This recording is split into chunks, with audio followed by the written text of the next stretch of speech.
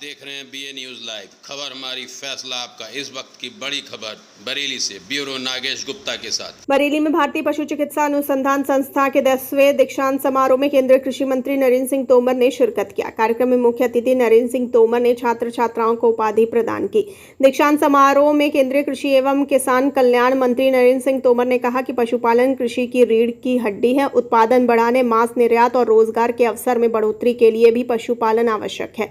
उन्होंने कहा कि वर्तमान समय की आवश्यकता है कि हमारे पशु निरोग रहें और उन्हें निरोग रखने की जिम्मेदारी IVRI से डिग्री हासिल करने वाले छात्रों की ही है। वो यहां से निकलकर देश के लिए काम करें।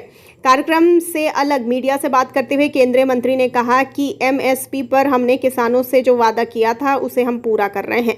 MSP पर कमेटी बन गई है और उसे प्रभावी बनाने पर काम चल रहा है।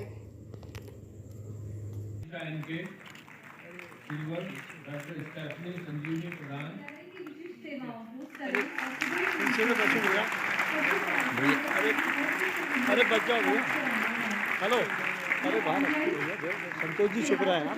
अरे सांसद जी क्या खड़े हैं आप? छुप रहे हैं यार सामने से। परजीवी प्रबंधन, टीकाकरण तथा चारे संबंधी समस्याओं के क्षेत्र में अग्रणी वैज्ञानिक वर्ष 2020-21 के लिए gold doctor M Babu Prasad, silver doctor Suhas KS, bronze doctor Kalai Senvan E।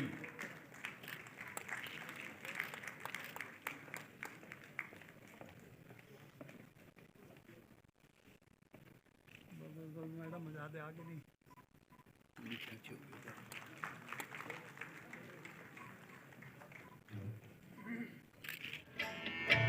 Him प्रदेश से सागर तट तक मरुधरती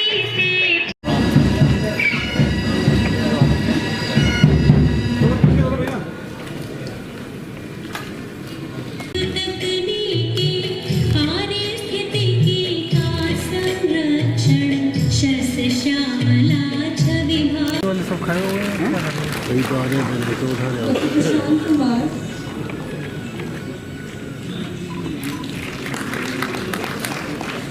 डॉक्टर श्वेता रजौरिया,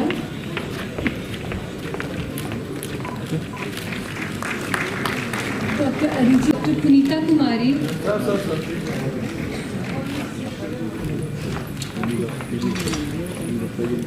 डॉक्टर दुर्गे शरद मुरेश्वर,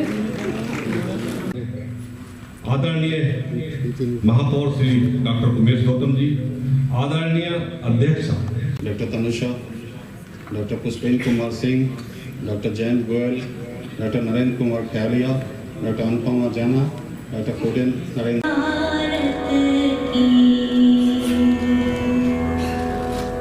आदरणीय निदेशक एवं कुलपति से अनुरोध है कि वे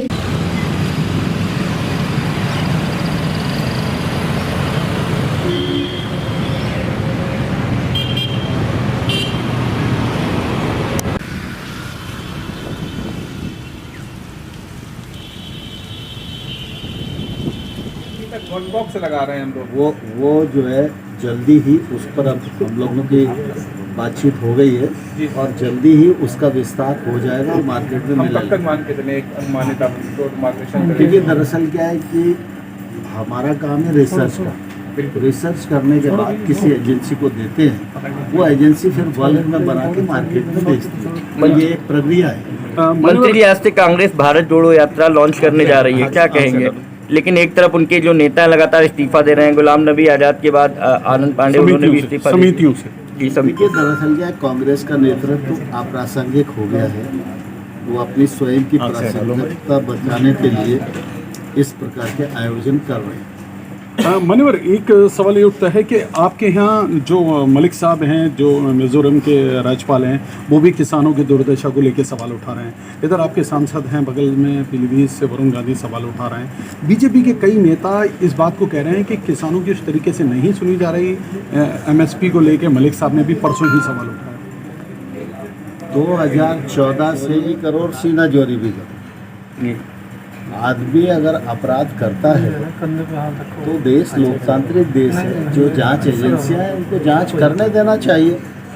जांच को पॉलिटिकलाइज करने की क्या आवश्यकता है? जांच से लोग बचना क्यों चाहते हैं? जांच पर पर्दा क्यों डालना चाहते हैं? एजेंसियों पर दबाव क्यों बनाना चाहते हैं? कहीं ना कहीं मन में चोर होगा तभी ये स्थिति खड़ी होती है। लेकिन आरोप ये लग रहा है कि भाजपा में शामिल करने की बात की जा रही थी, ऑफर दिया जा रहा था 5-5 करोड़ का। इस प्रकार के असत्य और भ्रामक बातें हैं, इनका कोई महत्व नहीं है, न इनकी कोई विश्वसनीयता है, न कोई विश्वास कर रहा है।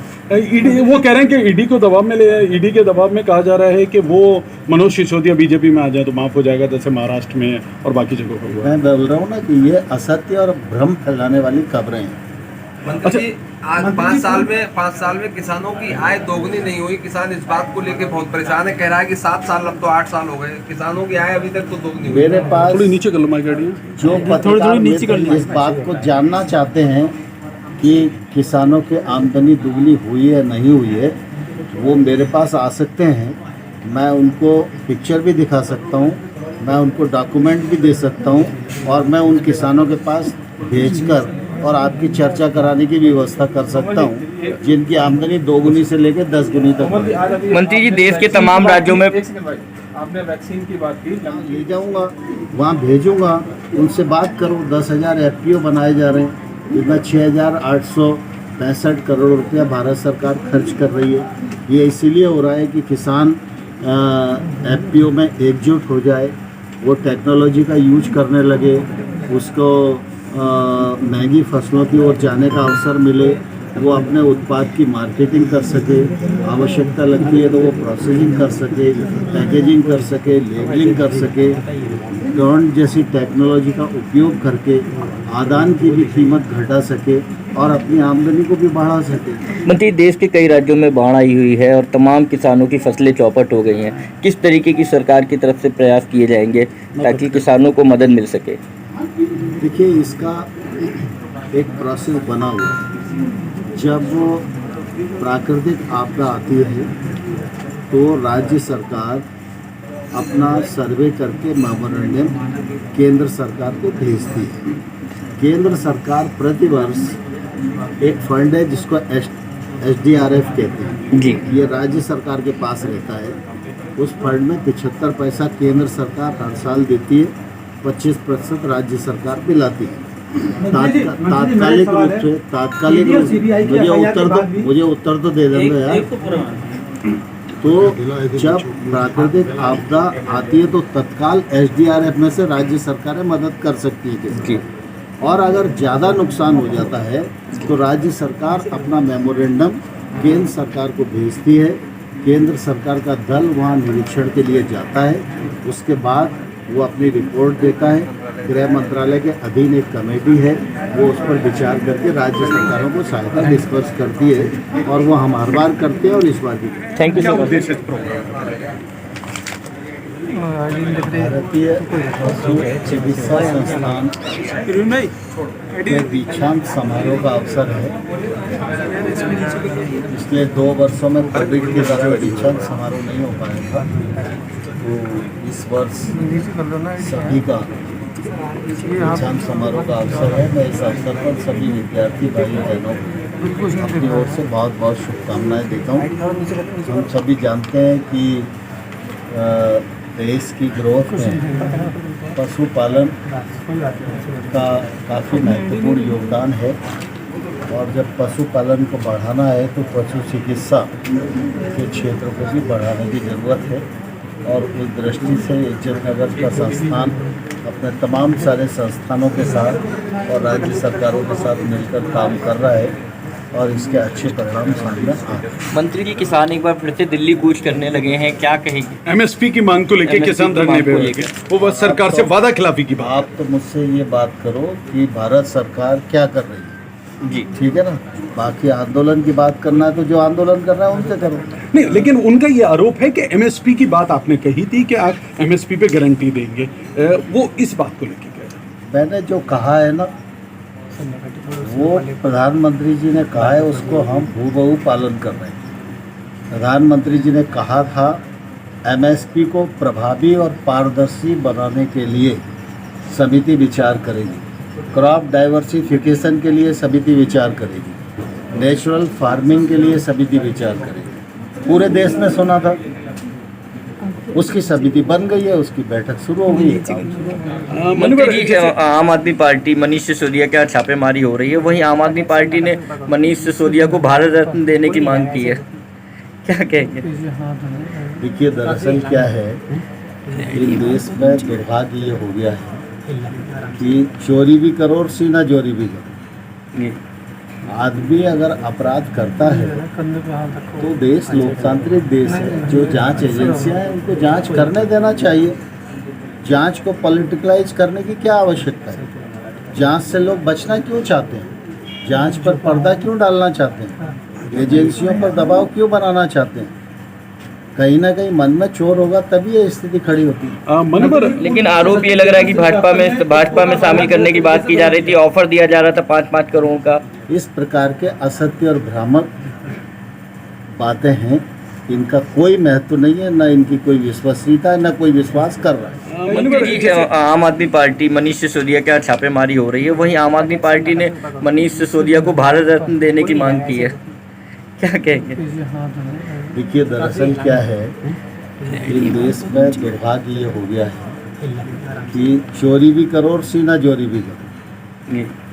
आदमी अगर अपराध करता है तो देश लोकतांत्रिक देश है, जो जांच एजेंसियां हैं उनको जांच करने देना चाहिए। जांच को पॉलिटिकलाइज करने की क्या आवश्यकता है? जांच से लोग बचना क्यों चाहते हैं? जांच पर पर्दा क्यों डालना चाहते हैं? एजेंसियों पर दबाव क्यों बनाना चाहते हैं?